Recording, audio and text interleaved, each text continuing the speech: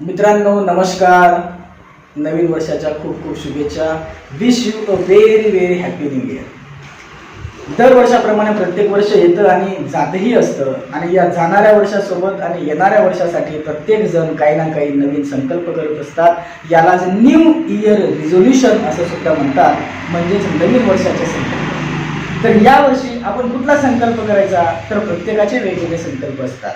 तर आपल्याला यावर्षी संकल्प करायचा आहे, तो संकल्प आहे हेल्दी लाईफस्टाईल. तर नेमकं हेल्दी लाईफस्टाईल म्हणजे काय, तर अनेकदा असे प्रश्न विचारले जातात की खरा लाईफ पार्टनर कोण. तर कधी कधी माझे काही मित्र सांगतात की माझा खरा लाईफ पार्टनर माझा जवळचा मित्र आहे, माझा क्लोज फ्रेंड आहे, माझे आईवडील आहेत. कधी कधी कोणी म्हणतो माझी खरी लाईफ पार्टनर माझी प्रियसी आहे, तर कधी कोणी म्हणतं की माझी पत्नी आहे.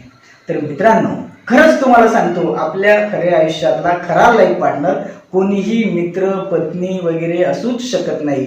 जर का कोणी खरा लाईफ पार्टनर असेल तर ते असतं आपलं आरोग्य, ते असतं आपलं शरीर. आणि म्हणून या नवीन वर्षासाठी आपण एकच संकल्प करूया आणि ते आहे हेल्दी लाईफस्टाईल. तर मी आज तुम्हाला सांगणार आहे खऱ्या अर्थाने हेल्दी लाईफस्टाईल म्हणजे काय असतं. तर आजच्या काळाची गरज काय आहे, हेल्दी लाईफस्टाईल काय आहे. कारण आज प्रत्येक जण each and everyone just run after the materialistic world. आणि म्हणून प्रत्येक जण भौतिक पदाकडे, भौतिक सुखाकडे धावताना दिसतंय. झोपण्याच्या वेळ नाही, खाण्याच्या वेळ नाही, उठण्याच्या वेळ नाही, अशा अनेक गोष्टी प्रत्येक जण पैशाच्या मागे धावत आहे. आणि म्हणून मला तुम्हाला सांगावं असं वाटतंय माझ्या सगळ्या तमाम भारतीय नागरिकांना की दररोज आपण सकाळी लवकर उठलं पाहिजे. मग सकाळी लवकर उठणं म्हणजे काय, तर कधी कधी लोक सांगतात येस मी तर 8 वाजता उठतो, मी तर 7 वाजता उठतो. मित्रांनो, याला लवकर उठणं अजिबात म्हणत नाही.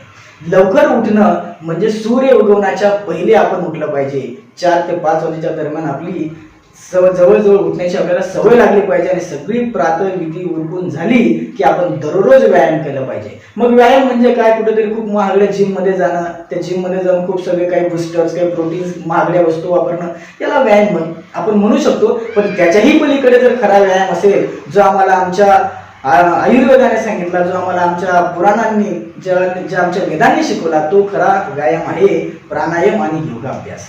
मग नेमके हे योग, हे प्राणायाम करून आम्हाला काय फायदे होतात, याच्यामुळे आम्हाला काय मिळते, तर सगळ्यात महत्त्वाचा पहिला फायदा तुम्हाला सांगतो की व्यायाम केल्यामुळे माणसाच्या शरीरामध्ये ऊर्जा वाढते. नंबर 1, आपल्या शरीरातली ऊर्जा वाढते.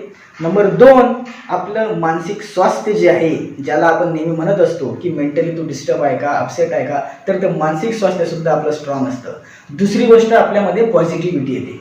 मग पॉझिटिव्हिटी जर असली माणसामध्ये, सकारात्मकता जर असली, तर कुठलेही काम आपण व्यवस्थितपैकी करू शकतो. त्याचबरोबर आपलं शारीरिक स्वास्थ्य देखील चांगलं असतं.